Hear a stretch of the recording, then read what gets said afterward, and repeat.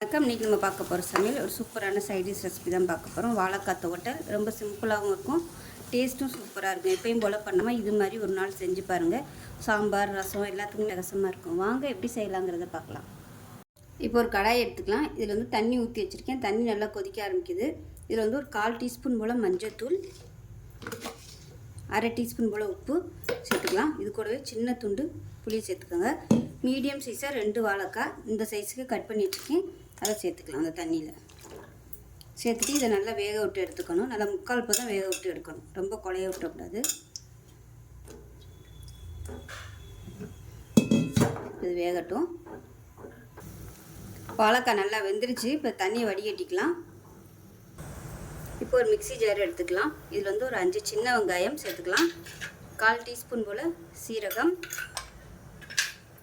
1/4 teaspoon சோம்பு, 1/4 teaspoon போல் மிளகு, ஒரு 2 பல் பூண்டு சேர்த்துக்கலாம்.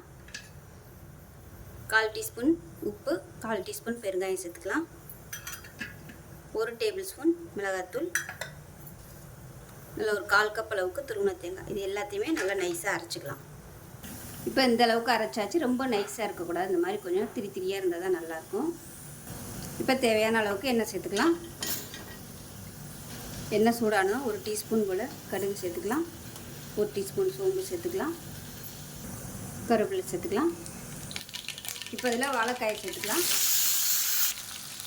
நல்லா ஒரு பரட்டி விட்டுக்கலாம். இப்போ நம்ம அரைச்சி வச்சுருக்க இந்த மசாலாவையும் இது கூடவே சேர்த்துக்கலாம்.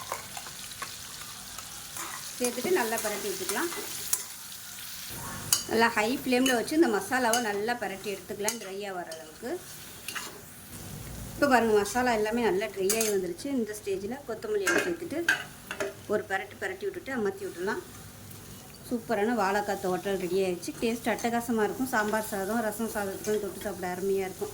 செஞ்சு பாருங்கள். செஞ்சு பார்த்துட்டு எப்படி இருந்துச்சுங்கிற சொல்லுங்கள். வீடியோ பிடிச்சிச்சுன்னா லைக் பண்ணுங்கள், கமெண்ட் பண்ணுங்கள், சேனலை சப்ஸ்கிரைப் பண்ணுங்கள், பக்கத்தில் பெல் பட்டனையும் ப்ரெஸ் பண்ணுங்கள். நன்றி.